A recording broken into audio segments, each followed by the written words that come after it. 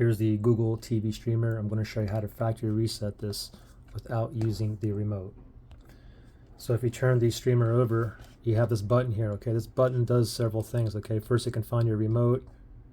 If you tap it, it also can search for Bluetooth devices, and we can also factory reset using this button here, okay?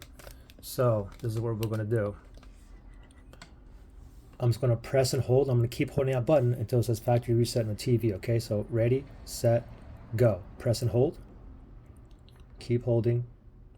We're going to go into Bluetooth searching mode soon, okay? Just keep holding, don't let go. It's blinking white here. Okay, now wait. You see that orange? Now factory data reset restarting. Go ahead and let go.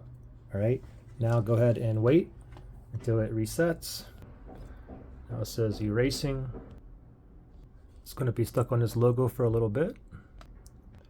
It'll be stuck on this screen for a little bit as well. Anyway, there you go. So we just factory reset it. Now you're back to if you want to go ahead and pair the remote and continue with the setup, or you want to sell it or whatnot. So pretty simple. There you guys go.